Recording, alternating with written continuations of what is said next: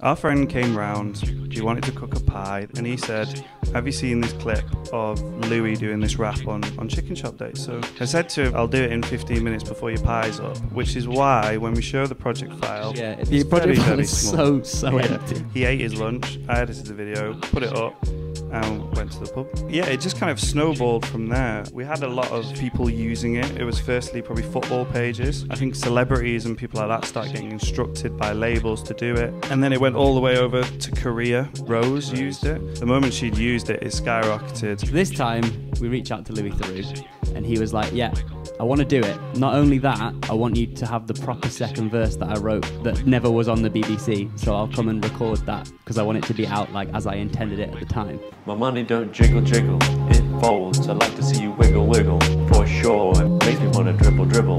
You know, riding in my Fiat, you really have to see it. 6'2" in a compact, no slack, but luckily the seats go back. Alright, what's up everyone? Hello. We are Jiggle Jones. My name is Luke. And my name is Isaac.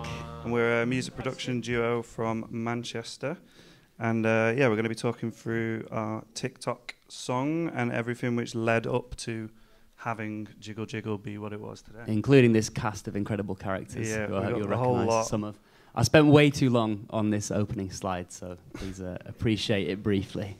So, just a little bit of background on us. This is me and Luke in primary school. That's how we go back, actually further back than primary school, because our parents knew each other when they were both pregnant. So, like, we've been friends a very, very long time, and used to make like hip hop beats when we got into our moody teenage years. Nice mixture of horrendous haircuts there. Moving on through high school, we then discovered Avicii and Swedish House Mafia and became dance music producers. And this is from 2016 when we first went to Miami Music Week and started knocking around and trying to take it quite seriously. And when we got our manager who wanted to be in the PowerPoint, so there he is. Which we didn't really do a whole lot of social media at that point. But one thing we did do is this classic 2016 meme that Luke remixed on his personal Facebook. And we're talking 2015, 2016, yeah, I think this got something like 350 shares, which for a personal big on Facebook's Facebook back then, not bad, which is this iconic.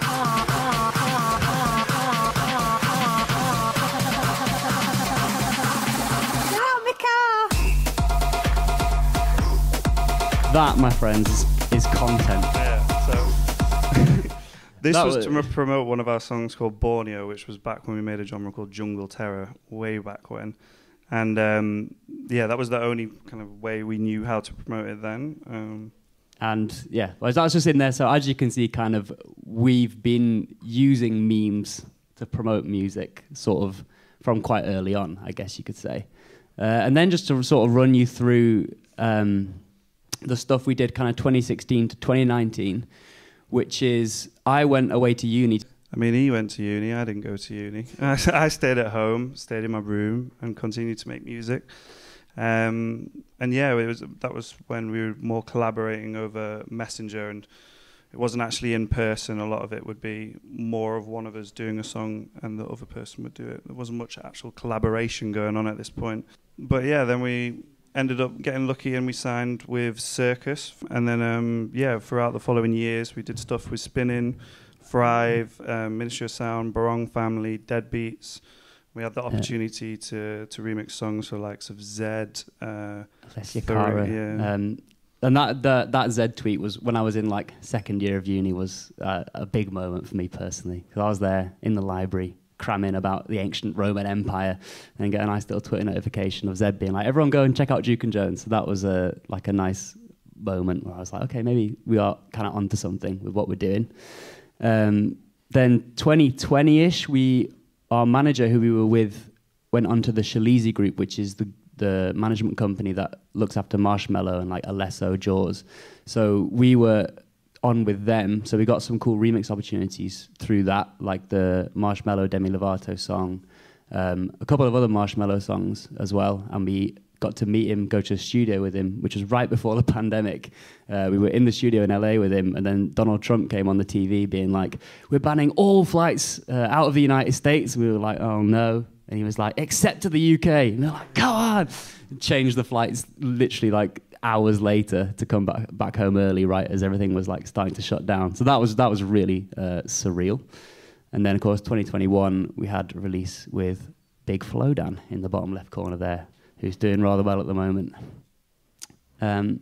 Which kind of brings us up, 2020-ish to when the whole TikTok thing started happening.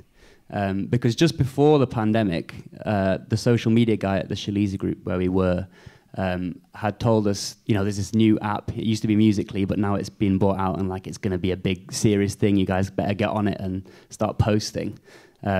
So we've got some of our early efforts to walk you through here. Yeah, it was funny at the start because we got told to use it, but we didn't get told exactly what to do with it. And because we started pre-pandemic with TikTok, there wasn't actually a whole lot of content on there.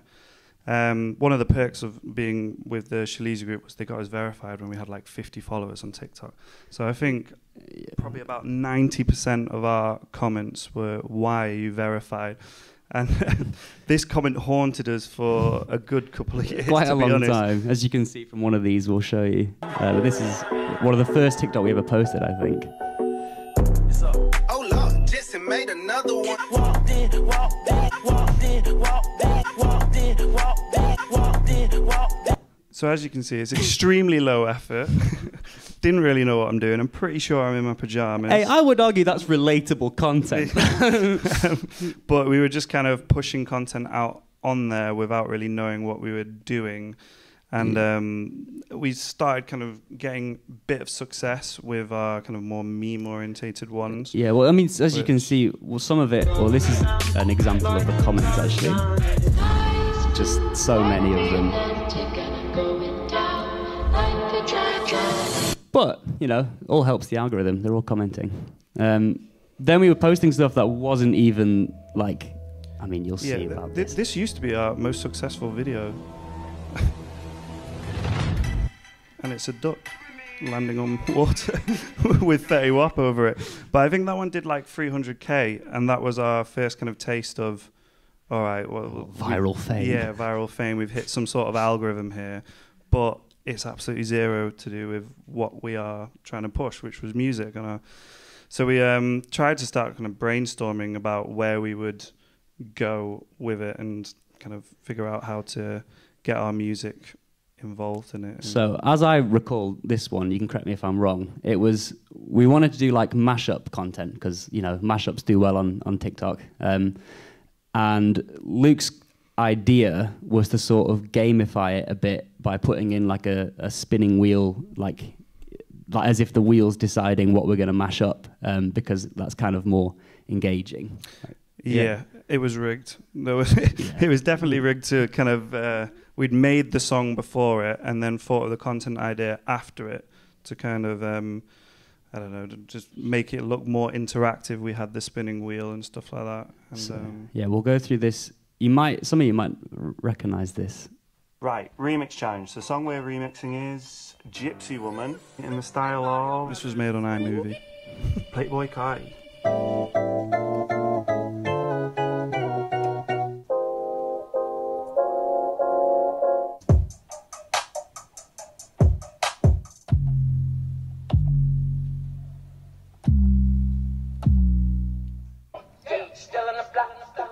And then all together, it sounds like this.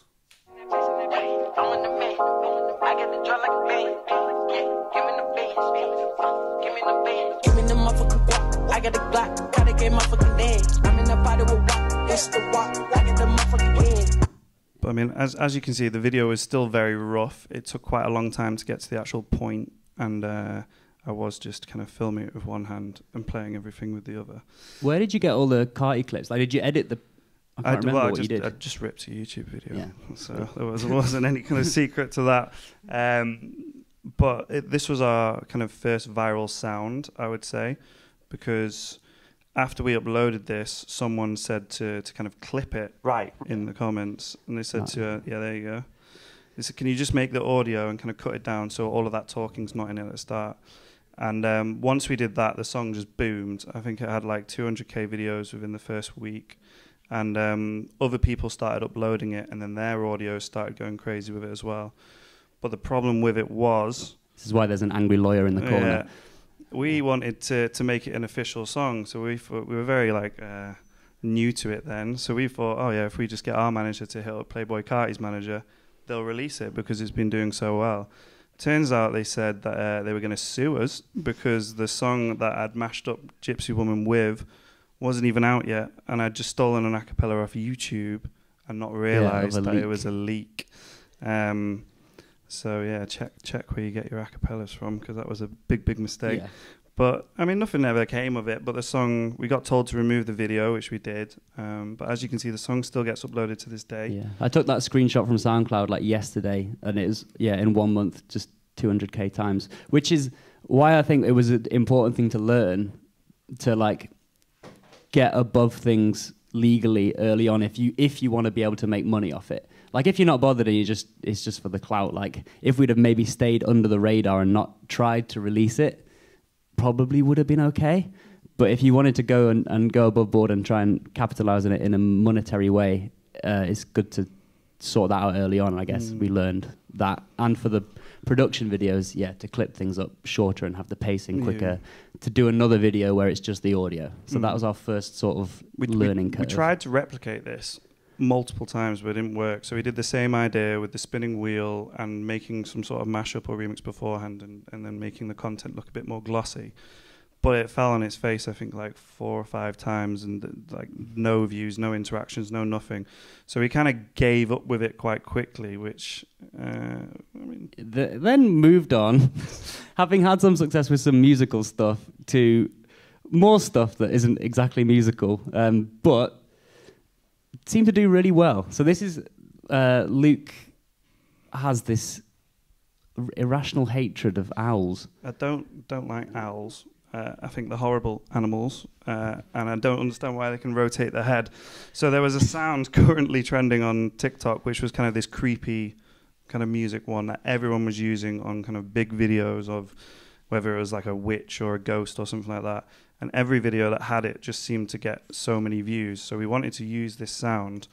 So just combined with my hatred for owls with this. And this was our kind of first one of hopping on an already used sound to kind of piggyback the views it was getting.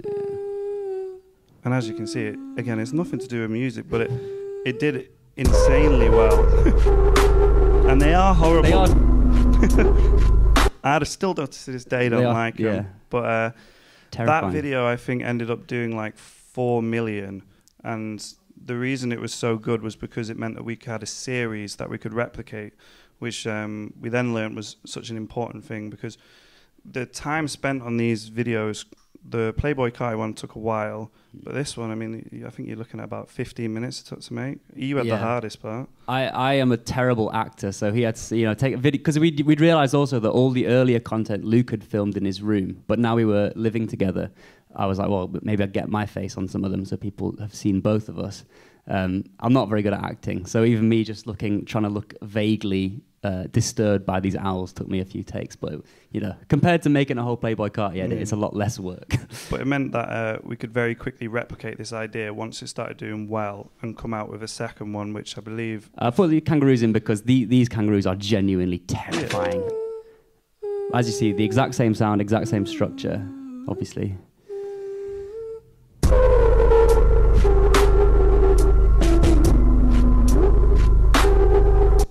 So I think in between those 2 videos, we did another one that didn't do as well as the first. I think it ended up getting like maybe 20, 30,000 views, but we were kind of hoping that it would do the same numbers as the first. But we thought it's such an easy series to do, and the key thing is it took no time at all to make.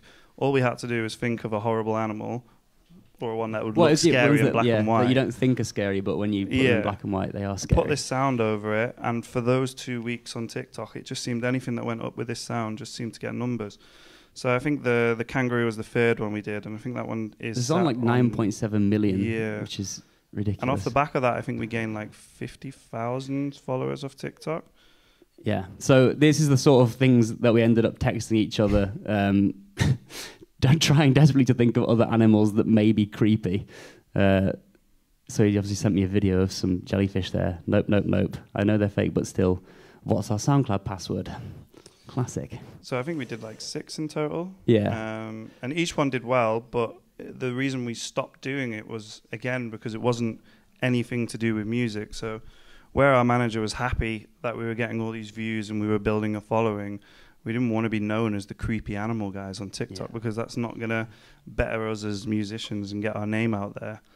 But it did mean that people had stopped asking us how we were verified, because we had like 80k, 100. After the animals, it was like 90k, I think, 100k followers. So it kind of helped when we then decided, what do we do now that we want something that we've learned? Having a series is good, because having a series means you have one idea and you just change something about it, and the content almost makes itself. You don't have to keep thinking of like brand new ideas.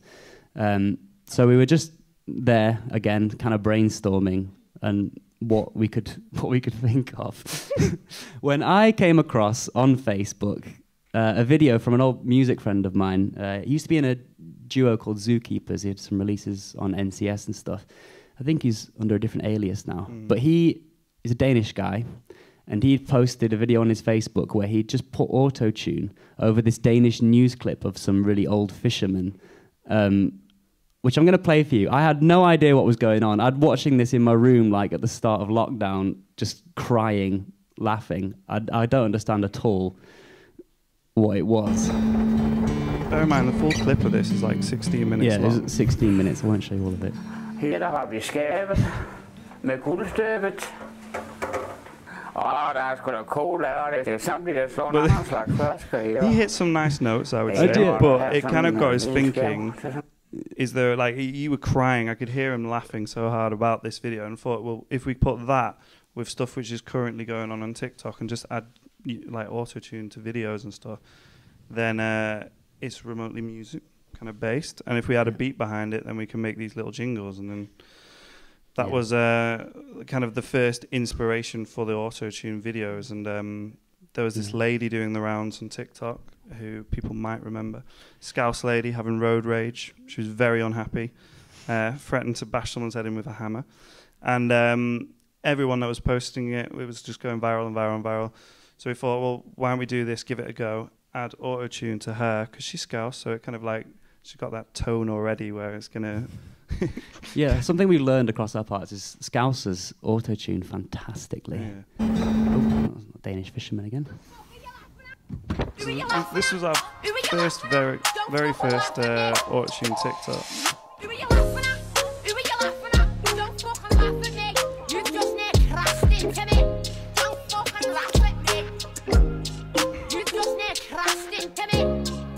But,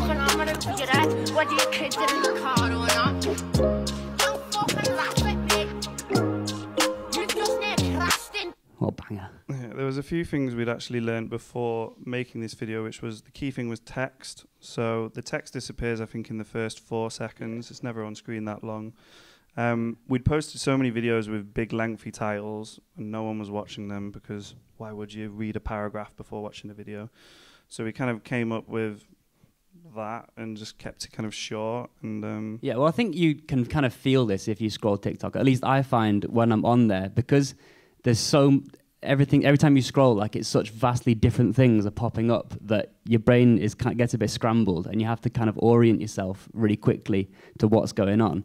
And if you have to sit there and wait to work out yourself what's happening, you kind of just move on. Whereas if that comes up and it says adding autotune to random videos, you're like, okay, that's why there's a woman screaming, but there's also music, and the people have done something to this. Like, you can tell within the first half a second what's happening, which I think makes it less confusing.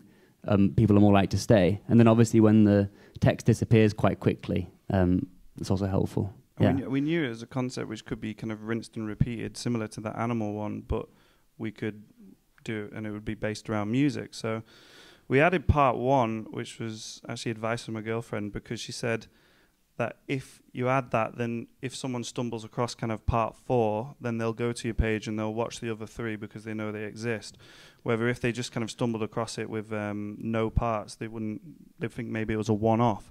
So yeah, we moved quickly on to part 2, which was God, can I remember off the top of my head? I can't remember what that one was. It was Why Are You Coming Fast? Oh, if yeah. anyone remembers that. So at this point, we were just running through all of the classic UK memes and adding autotune to them because it felt like we'd kind of unearthed a gold mine of content because we didn't even have to do if it was bad acting or kind of shaky hand filming.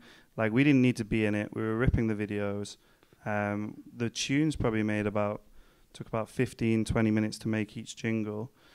So we could kind of get a factory line going, I think we used to call it, of autotunes. So we'd start on a Monday and we'd make about 4 or 5 and then kind of trickle them out throughout the week. And that meant that we could focus on our other music, or normal music as we call it, on the rest of the days. And it wouldn't end up taking up too much of our time. Yeah, as I say, we basically just had 1 day a week where you just make 4 of them. And there was just some funny stuff from this era. Like the Chanel parrot lady used to DM us like, "Good morning, boys," which is beautiful. The £1 fish man, of course, legend. He still texts me videos every now and then for some reason. It just felt like, because these were all very nostalgic clips as well. Yeah. Everyone already knew who they were and they knew what was about to happen of it being remixed, that they kind of stuck around for the whole thing. And I think big pages started turning up and reposting them. So I think we had like Grime Daily interested from very early on with the Why Are You Coming Fast one. And then there was some very strange suggestions from Sony to do a house remix of Who You Laughing At. They wanted the 15-second clip turning into a 3-minute house song, which we tried for a week. We continued, and I think we did 25 parts, which were mainly all UK memes. And then a video about a kid being stung by a wasp ended up doing the rounds. And again, the beauty of the series was you spend time on TikTok, you come across videos which are going viral all the time, and all you had to think was, is this going to sound good in A minor? Or with drums over it or something like that. And if it did, 15 minutes of production and you had a video ready to go. So this one was the first one that went outside the UK, because I said to that point we've been doing like classic British stuff like Gemma Collins and all that kind of thing. So this one was just a kid screaming. I think he's American. Oh no, he sounds English.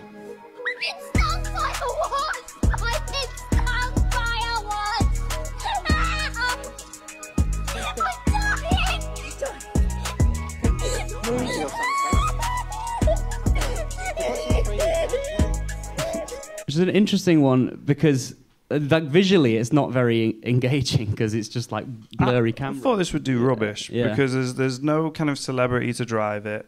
There's not really an engaging video, but for whatever reason it did very well and it boomed so much. I think I uploaded it probably about 7 o'clock at night. Went to bed later on, nothing really going on with it. Woke up and we'd gained, I think it was like 250,000 followers off this one video. And solely because it had started trending in the US rather than the UK. So from our or kind of the first few parts of our autotune series, we'd got the UK interested, but we hadn't managed to venture out and get the US.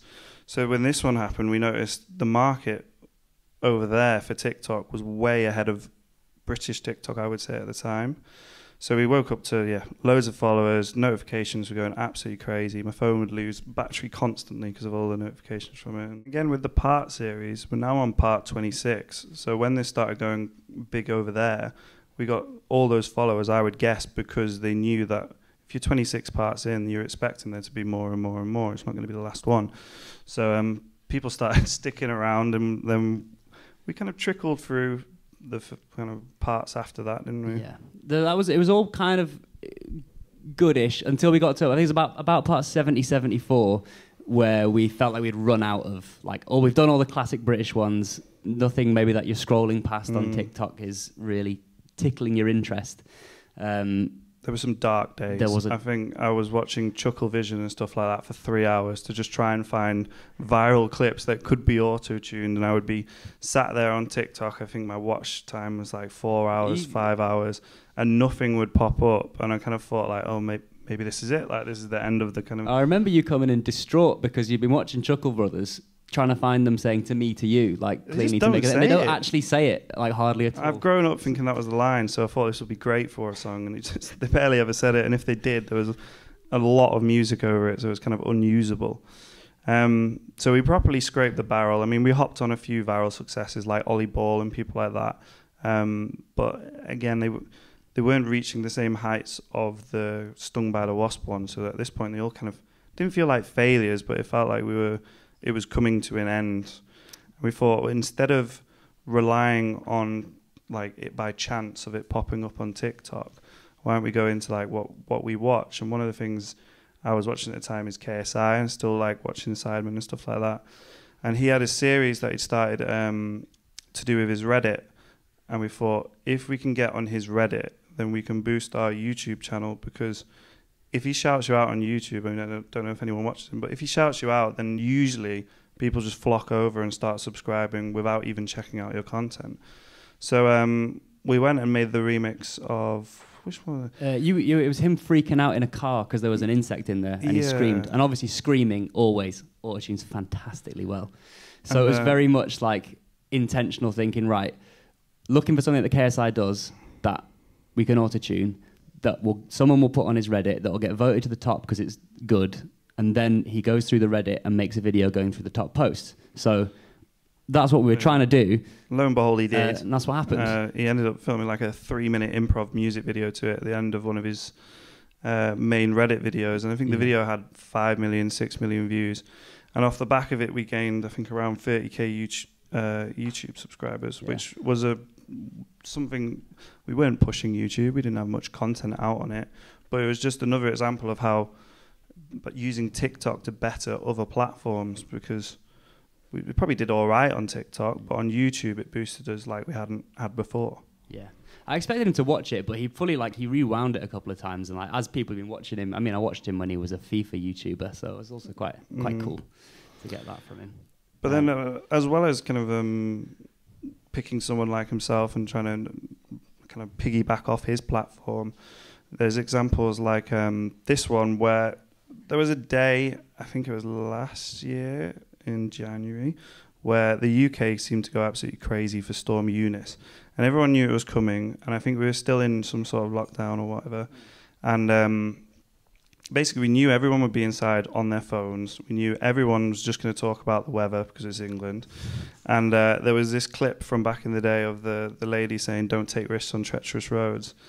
So we thought if we kind of get this content up in the morning, then by the afternoon it should be doing the rounds on UK TikTok. And we did. We made this. Incredibly, this is one of my people have favorites, been throttled in the water here in Blackrock and Salthill. Don't make unnecessary journeys. Don't take risks on treacherous roads. And don't swim in the sea. But because this one was so current, it ended up getting reposted by everyone. So it was on Lad Bible, Just Bake, Grime Daily, all of those. It got played on BBC Radio 1, which we were kind of like, why had they done that? But because it was such a current event and that whole day was taken like over everybody's by the storm, looking for jokes about it. Yeah, everyone was trying to find something. And it was our first kind of taste of having a song go from, I say song, it was 30 seconds, but it went from TikTok to being played on Radio 1. Now, we're signed up for PRS, so stuff like that, getting a song played on Radio 1, which is 30 seconds, just felt so silly, but it worked, and it was good. And that was when you said you were coming back from the traffic centre on the tram. Yeah, I'd just been shopping. And there were some kids singing it, which is... wild. It's one of those like they don't know. It's the guy sat behind them. After that, yeah, we started Jiggle Jiggle. So the story that we've told 100 times over, but I'll tell it again, is our friend came round. He wanted to cook a pie. This is how casual we were doing these autotunes at this point. He was going to whack a pie in the oven. It took 15 minutes to cook, and he said, "Have you seen this clip of Louis doing this rap on Chicken Shop Date?" So I said to him in kind of a more cocky challenge way, "I'll do it in 15 minutes before your pie's up," which is why when we show the project file, the project file is so empty. I think it was 4 splice loops, so the best selected splice loops of all time. But it really did not take long at all. And once he'd cooked his lunch, played it, and thought, it's all right. He ate his lunch. I edited the video, put it up, and went to the pub. And then, yeah, by the time we woke up, it already started kind of going a bit crazy. Yeah, it was like, it's like 60K or something. Yeah, but I think you could tell that it kind of had the correct formula to go viral because everyone in the UK loves Louis Theroux. It was a recognizable face. It was like very current. Amelia, I would say, obviously she was already big then, but I'd say she was trending a lot at this point. So we kind of hopped on 2 big celebrity names. And yeah, it just kind of snowballed from there. I mean, we had a lot of people using it. It was firstly probably football pages because of the line dribble, dribble. So we had like Man City, United, Chelsea. all the big clubs and Tottenham. Yeah. We're using it, and it just kind of, like I said, snowballed from there because they were using it for the dribble dribble, but then people started dancing to it, and then it started going on videos not even related to anything to do with the song. And then entered Brooke and Jess, who were 2 dancers from South London, and they made the dance, which ended up going crazy, crazy viral. Yeah, they said they were just like making pasta and waiting for the pasta to cook and just knocked it out. Like if you watch that dance, that is such a hard thing to do. They're so talented. They just sort of practice for 5 minutes and then do that, which is insane. And that did a lot for it in terms of global. Like, yeah, I mean, I would say that's probably what kind of took it to the next level because it was doing all right and people were using it, but it wasn't a trend that people could get involved with. And then when they made it a dance, it meant that anyone could just record a video of them dancing to it, put it up, and it seemed anyone who was using it was getting a lot of views at that time. So it went on for a very, very long time, and a lot of people got involved. And because it was such, I say easy, I mean, we struggled to do it, because it was quite a simple dance, I think celebrities and people like that started getting instructed by labels to do it. And we had a lot of UK icons such as Anton Deck and people like that. And then it kind of spread to the US where we had like Snoop and Shakira, Megan Thee Stallion. And then it went all the way over to Korea as well because of Blackpink. I can't remember what Rose used it in TikTok. And the influence they have on music over there is insane anyway. So the moment she'd used it, it skyrocketed. But before this, we knew it was going to do this because you could see the trend happening where it wasn't slowing down and whatnot. So we quickly started trying to get Louis on the phone and get him in the studio. Yeah, because after all the other times where we'd reached out and it ended up getting tanked because we'd either used the leaked acapella or whatever. So this time we reached out to Louis Theroux, and his management team like got back and said, "Oh, like we've been listening to that in the office all week. Like we think it's hilarious. We'll ask him what he thinks." And not only because we were just thinking, can we get permission to release the TikTok audio like with the chicken shop date stuff and just put that out? And he was like, "Yeah, I want to do it. Not only that, I want you to have the proper second verse that I wrote in the studio that never was on the BBC. So I'll come and record that because I want it to be out like as I intended it at the time," which was just incredible. Like he was so game for it, which really made the whole thing. So he had 2 hours, didn't he? He had 2 hours between filming his documentary with Stormzy that was out like a few months ago, and then picking his kids up from school. So he comes in like in his coat, like a geography teacher with his bag on, puts it down. He's just like, "Thank you guys so much for coming." And I'm just stood there like, "What do you mean, thank me for coming? You're Louis Theroux. I'm here to make you do some little rap." And it was, I think mental. Technically he was very good as well. He knew where to stand in terms of in front of the mic. It wasn't his first time in the booth.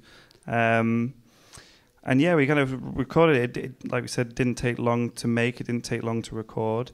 And at this point, because of how viral it was going, we had the privilege of having every major label asking, "Are you going to release it as a proper song?" So I think we had like Warner, Universal, Sony, but pretty much everyone was giving offers to try and get this song. And we eventually went with Sony, didn't we? Yeah. But it was a nice position to be in because instead of us having to go to them, because the song had already gone viral and it was not signed, it meant that we had a lot more leeway on kind of what offers we were getting. I guess the final little funny saga from that is the line "Red Red Wine" that he sings at the end.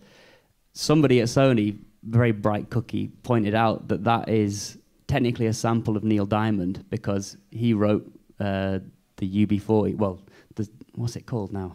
Yeah, someone. Yeah, it's called that, isn't it? Yeah. So he had written that, and UB40 had covered it. So when we wanted to release it, turns out we had to get Neil Diamond's permission. So we'd sent it to him, and no reply, because he's like in his late 80s, I guess. He doesn't really listen to stuff too often. So we were waiting, and we had to, at that point, like about 8 hours left before release, we had to make a version where that line is taken out and replaced by like the noise of somebody popping a bottle and pouring drinks, because it was like, well, we've got to get it out quickly because otherwise we're going to miss the moment and it's all going to be kind of, it won't be as big as it could have been. But luckily, like genuinely a few hours before we were about to send it to distribution, Neil Diamond replied and was like, yeah, cool, put it out, no worries, which I'm very glad happened, because the other version's fine, but it's not as iconic, not as good. And that, I guess, brings us up to today and what we've been doing. Yeah, so I mean, after Jiggle Jiggle, the whole year was dominated by that song. I think we released it in end of April, maybe start of May, and it kind of tanked all our other releases because we were currently in a rebrand. Because before that, we'd produced every kind of genre, but we'd never chosen one, so no one knew what to expect if they came to see us live or something like that. So at the start of the year, we'd actually decided we were going to go down the more housey route because that's the one which has always been there when we've been producing. But then we had to release Jiggle Jiggle. So everything got put on hold, and we just kind of rode the wave. That was that. And we had nice offers come in for adverts and stuff like that. So it didn't seem to slow down with Jiggle Jiggle. So we kept putting off more and more releases. We did drop one in, I believe it was end of July, but it was too soon. That was Lucid with Spinning. But everyone we sent it to kind of say like, oh, would you be interested in like playing this on the radio or stuff like that? Everyone was still focused on us being Jiggle Jiggle and talking about that song because we were still doing interviews for it and whatnot. So it kind of overshadowed that release. So we waited again, and we dropped a song in November last year, and that was the kind of big test to see whether all of this kind of promo that we'd done for our brand, if anyone actually cared about the music that we would say we normally make, the non-auto-tune remixes. And the song did really well. On our opening day, it did good numbers, and it seemed that the people who had followed us from the auto-tunes had stayed, had listened to all our other music. There was an increase of all of our other songs that we'd released in the past, stream-wise. And the song is currently number 2 in the American dance charts.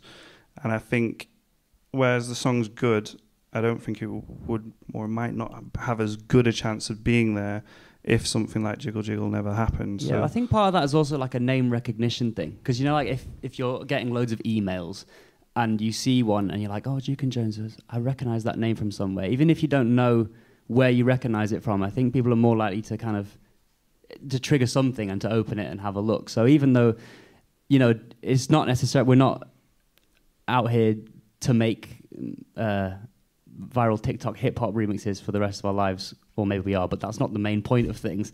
It still is like definitely very helpful to do that kind of thing. I mean, when we were doing interviews with Jiggle Jiggle, we were able to say like, oh, check out our page. So it was constant being able to plug our name and on our socials, and obviously they all grew, not just TikTok. And yeah, this is one thing I'd like to say. Like a lot of the things that made it what it was are like skills and connections that we picked up way beforehand. So like with the Playboy Carti one, it was the idea of, you know, remixing things you at least have some right to, or being a bit more careful with it. Then having a series structure so you don't have to think so hard about making different things and the content kind of makes itself. Then thinking about, you know, how you're going to monetize it and do that straight away so that if something does happen, you're ready and you're primed and you're already collecting. And then obviously already having a manager in place before any of this was helpful, especially with the Louis Theroux stuff, where like we had to hunt down Reese and Bigelow, who were these two writers who'd written the song with Louis on TV in like the early 2000s, and obviously now they had Instagram but they weren't posting, so he spent like a week crawling around like Florida rappers' Instagrams from the 2000s trying to find these guys so that we could get them to sign off on it and get their permission and do everything properly, which is very helpful to have, obviously. But then if something like that does happen, it's good, I guess, to be aware that that's something you might have to do. And just having from the success of that song, we managed to get our US visas, which is something we've been trying to do for a long time. It takes ages, and you have to have all the correct certificates and all that. And we got denied the first time, I believe. But the second time, we were able to go back and be like, well, look, we have this song. And that song was nothing we were going to play live, but they were like, yeah, cool, you can come in the US straight away. So now we can hopefully go to the US, start touring, playing our electronic dance music rather than autotunes. I mean, it's going to be shocking if people are expecting us to just play a collection of autotunes. I hope not. Yeah, but so that is, I guess, the Jiggle journey, and that is Duke and Jones. And we sort of open the floor up to any questions. I would say this guy knows a lot of things about TikTok, so if you have any TikTok queries, he is your man. Right. I was going to ask, I've got two questions. So firstly, how long do you spend on the average like video that's successful that does well? So early on, we were spending way too long on them. We would spend a few days on them, and then deadlines would come with our normal music, and it would be we'd get bogged down with it. So that was when we were doing the kind of spin the wheel ones. So we knew it needed to be shortened. With the autotune ones, they take about 15, 25 minutes to make usually. A lot of the process is finding the clips, but they purposely take that little time because, I mean, we can pull it up now, the project file for Jiggle Jiggle. It's literally splice loops, and this isn't because it's not to pick us up. It's not because we don't know how to do it. It's because why would we waste time on a video which will probably do 200 views or so, and maybe might not do that well, and isn't our main focus. The main focus is to get our name out there. So, yeah, 15 minutes. How many loops is it? Those two are from the same kit, so kind of two. The hardest bit is loop, chopping up the vocals and adding the tune and kind of getting him to rap in time because it was a bit loose. But I think this one was even easier than a lot of the others. Yeah, he's really rapping. Yeah, so we purposely keep them short so that they don't take up too much of our time because other than this, we are quite busy with other stuff. But I think that's also utilising the things we're good at. So, like, we can churn these out really quickly because we're good at being producers. But then, like, if we had one where we filmed our faces, that might take somebody who does that regularly would do it really quickly. But we don't really know what we're doing with angles and lighting and acting. Would take us ages to do. So I'd just say keep it as short as possible, less time consuming, but make sure the quality is still good. So pick something which is suitable for what like benefits you and what you're good at. I was also going to ask, is there a good time of the day to release as well as hashtags and like that? So hashtags are important. They used to be more important than they are now. We used to be in a very privileged position of getting sent because we had a plug at TikTok US who used to send us what hashtags were going to be trending in a week's time. They've scrapped that, I think. I don't think they do that anymore. But they're still important because the whole algorithm, I believe, works off the hashtag. So if you're hashtagging, say you do cat videos or something like that, if you hashtag it over and over, your whole feed's just going to be cat videos because it thinks that that's what you are passionate about because of the hashtag. So if you hashtag in music producer, your name is a good one because it'll come up and recommended and all that. Yeah, they're helpful because it organizes what goes on in your algorithm, I'd say. In terms of time of day, it depends where your content's focused at, because if you post in the UK, it can end up on US or Asian TikTok or like Australia. It doesn't actually matter what time you post, but if it's something which is so clearly targeted at a UK audience, then it's kind of common sense you would probably go around 4 o'clock to kind of 10 o'clock latest, just because most people will turn off their phones, go to bed, do something else, or if your content is aimed at a younger age, they'll be in school or they'll be in college or something like that. So yeah, I'd say between 4 and 10 are probably peak hours. Probably 6 is the best hour to post. I was just gonna say, would you think there's like a proper algorithm to doing it? Like, because I've seen a few things and it's like 0.8 seconds they need to like be pulled in, or like, what would you say? Is it more like if they watch like more than half of the video, it'll bring in like 50 more viewers, or I don't know? Yeah, so I mean, when I'm using TikTok, if I watch, say, a football video for longer than 2 seconds, the next like 2 videos out of 5 are going to be football related. So you want to do kind of what's it called, viewer retention, which is a massive thing. I mean, people are doing it on different platforms now, like Mr. Beast on YouTube. His videos move very quick.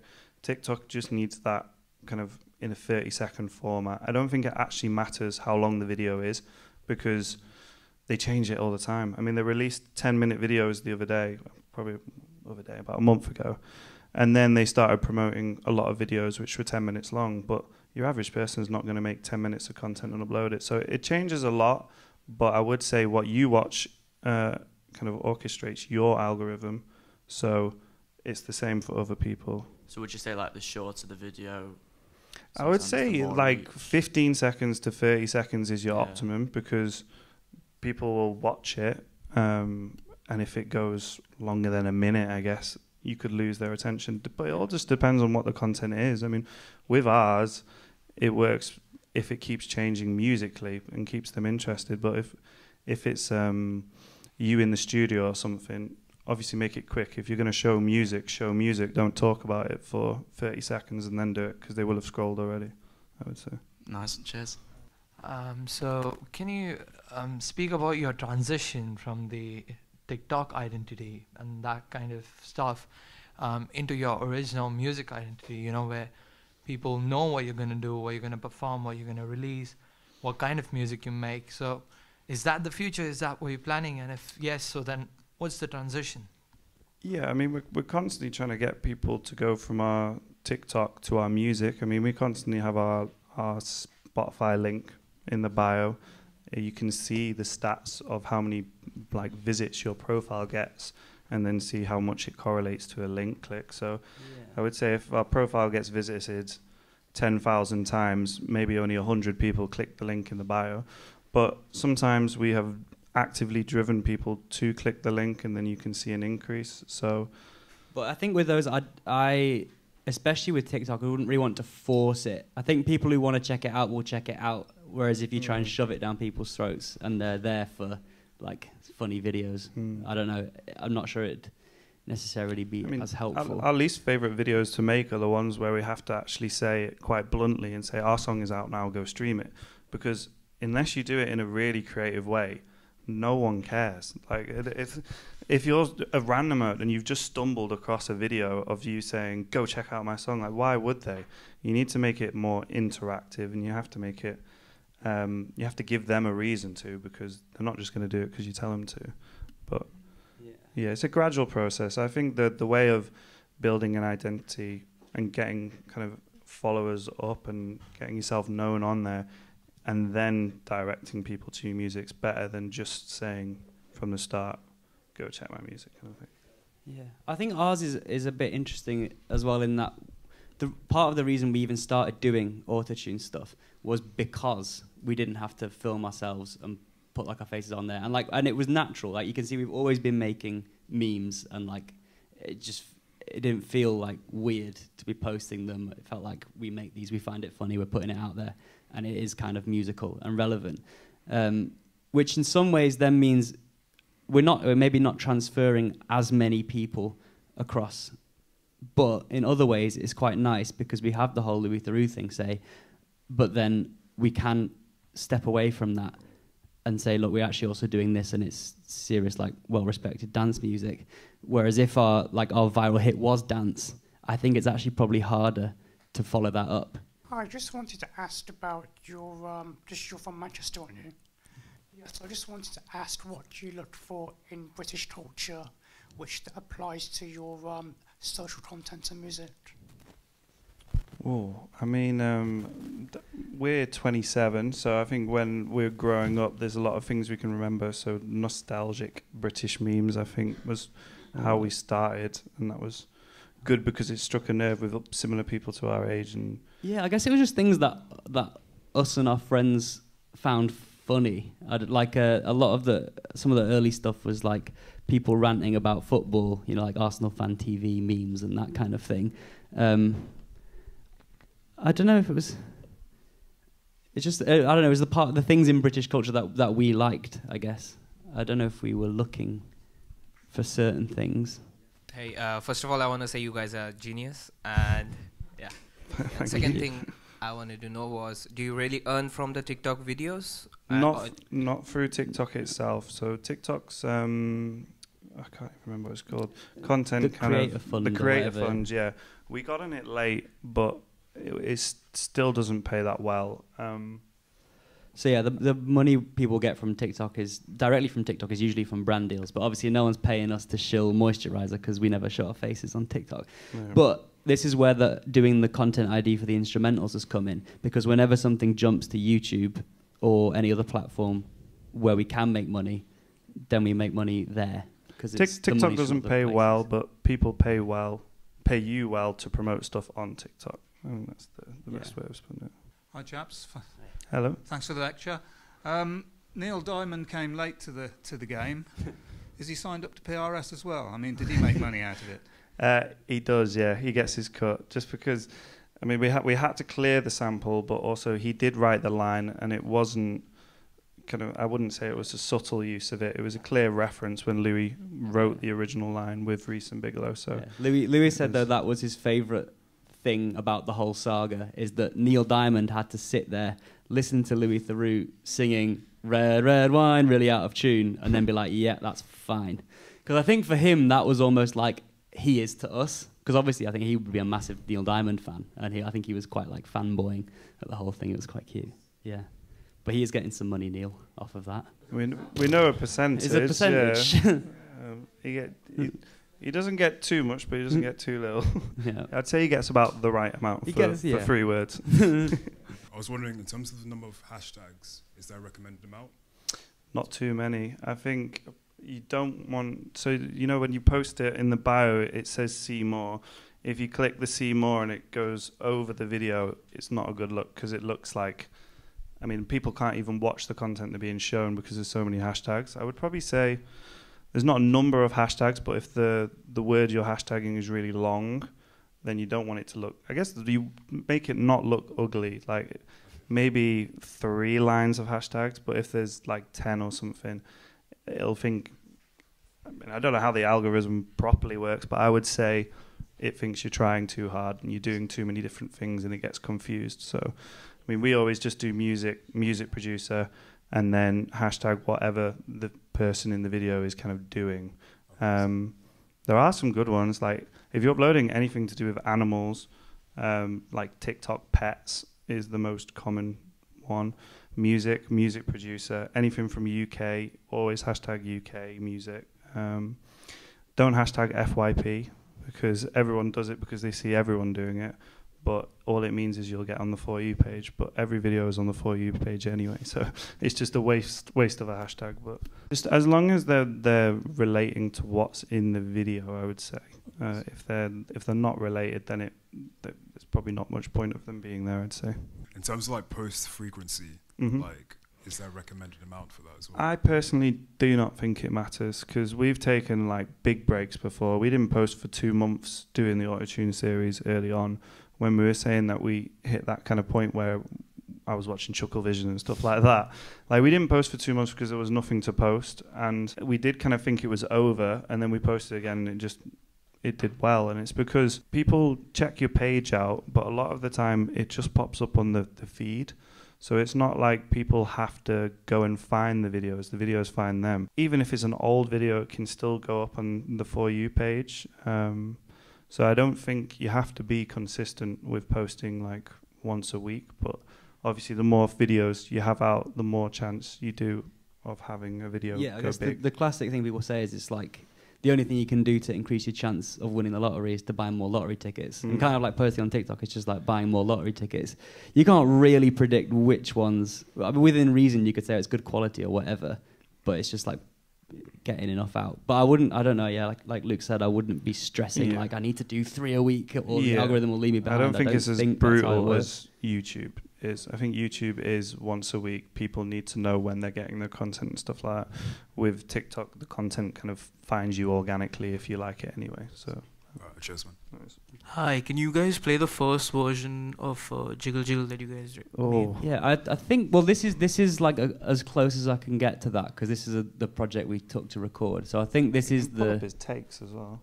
That's in a different alternative. But this is the original TikTok one, I think. So you can see at the top what we've done in terms of chopping it and timing it. It's all extremely Do you remember raw. any of the rap that you did? My money don't jiggle jiggle, it folds. I like to see you wiggle wiggle, for sure. It makes me wanna dribble dribble.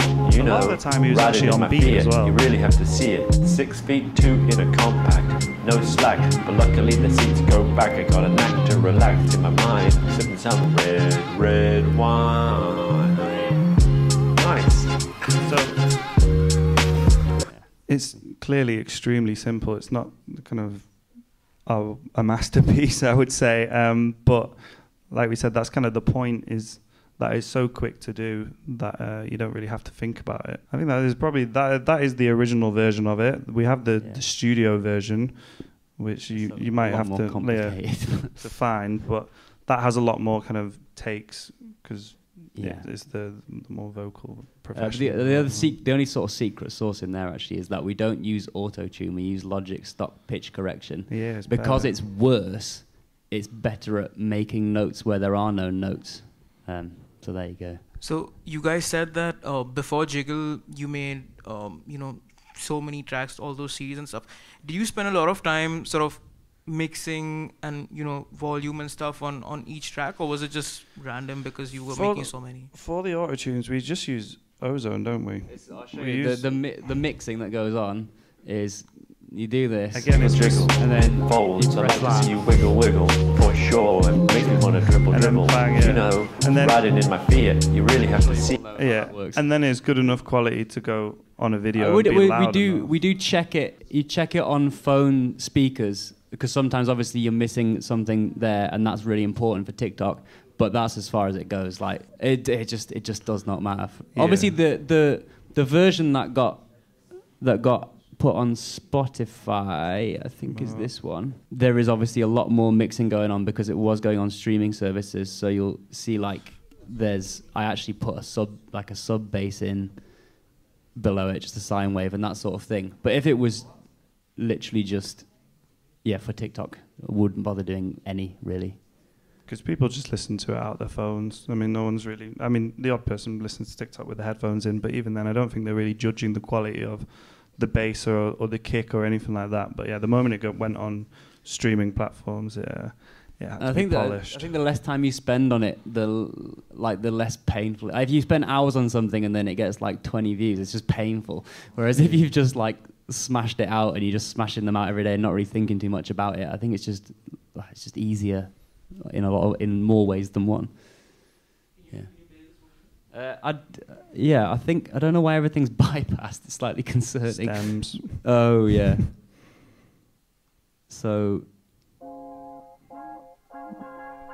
Louis Theroux, Duke and Jones, Jiggle Jiggle. Here goes. My money don't jiggle jiggle, it folds. I like to see you wiggle wiggle, for sure. It makes me wanna dribble dribble. You know, riding in my Fiat, you really have to see it. 6 feet 2 in a compact, no slack. But luckily the seats go back. I got a knack to relax in my mind, sipping some red wine. Shepherd's Bush. That was a whole big thing. Because we had to make it sound like the original TikTok, but when he recorded it in the studio, obviously he sang it very differently. So we had like 4 horrible hours on Melodyne, like how much can we move this so it sounds like the original, but he doesn't sound like a robot. In my mind, sipping some red wine. We did have the problem of where we knew now that this was going out on a label. We did start to kind of overthink it probably a little, I would say. Like that one red wine bit we listened to for like 4 hours to get right, because I was A and Bing it, which is I was comparing it to the one on TikTok, saying it needs to be exactly like this. But if Louis didn't record it like that, then it's not going to sound like that. And I think we were trying to get it exactly the same as the TikTok version. We got as close as we could without going insane. Yeah. But yeah, a lot more effort went into this one, but I'd still say not much effort on the actual beat. It's just a sub bass in. The original take that we ripped from Chicken Shop Date for the TikTok has like a lot of like background noise, like not too much, but it's there. And then if you used that verse, then we wanted his real second verse in. Even if you did like match EQ and stuff, it just wouldn't sound coherent. Like you would have to do it again. There was clearance issues as well. Yeah. Obviously, the original audio did not belong to us. It belonged to Chicken Shop. Yeah, and because we were trying to get it out within like 3 days, so we were like, okay, there's less people involved, and then we ended up having to wait for Neil Diamond anyway. But yeah, the main issue was simply just the quality mismatch between a lapel mic on a YouTube video and the second verse. Yeah.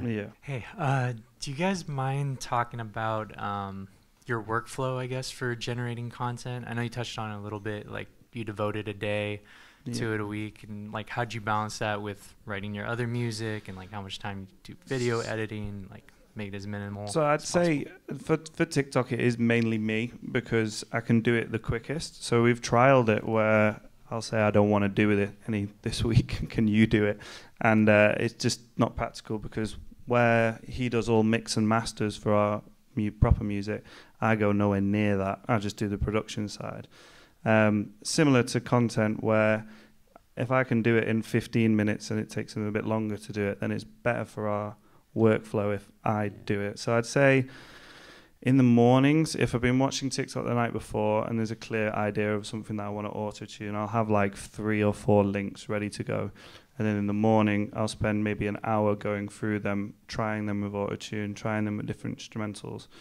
And if it works, it works. And if it doesn't work, I just sack it off and don't do it that day. Because I think sometimes you can force it too much and end up sitting there for 6 hours to work on a 10-second video when we got deadlines and other stuff. I think the answer to your question, which is I guess slightly annoying, is that we cheat because there's 2 of us. So I would do work on like the other music, and Luke would do TikToks, and then when he's finished we do that.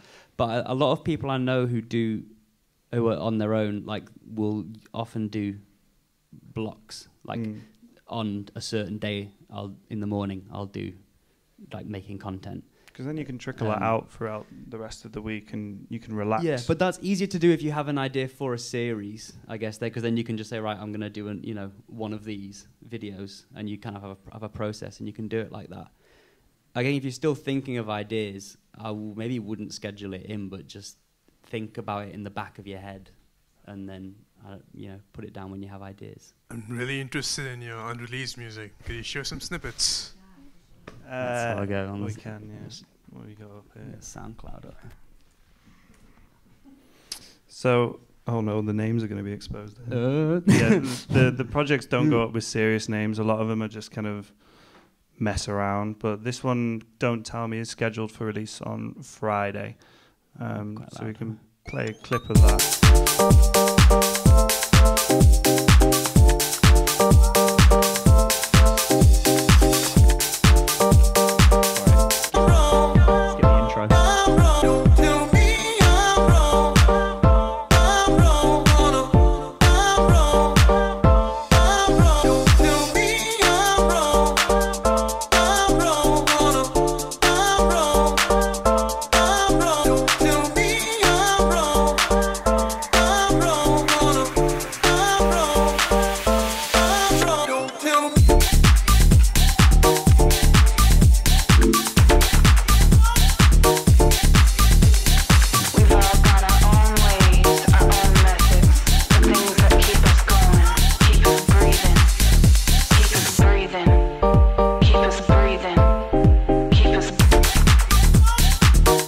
So yeah, that one is out on Friday. And then for the rest of our unreleased stuff, whatever we make, we just kind of whack straight on SoundCloud. So I mean, this was The Other Day, which is just kind of messing around for sets. Out in the street,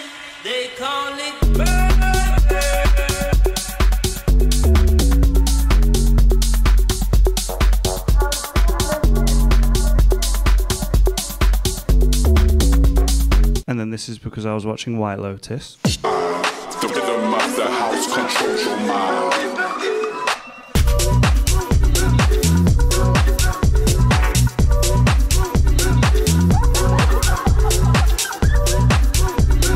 So that one actually is with a TikTok in mind, because season 2 is still doing the rounds and it's still trending. Everyone has done a remix of it, it seems, but it was kind of our idea to cash in on it, was to make that, and then we can do a quick little 30-second tutorial on how we made that remix. And then, yeah, there's lots of other stuff. The second track of the EP, this one. I hope you're doing really good. I have to go now.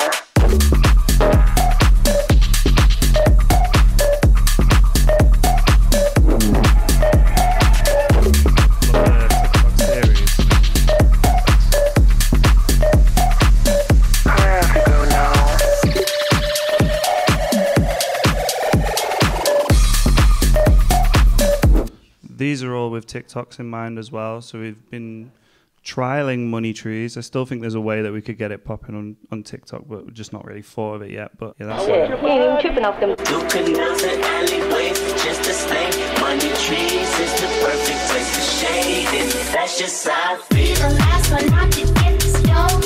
No way, love one of the bucket heads hoes. No way, keep the streets and we break the code. No way. So a lot of them are just kind of fun flips, yeah. Yeah, thank you everyone for coming. Thank you for coming.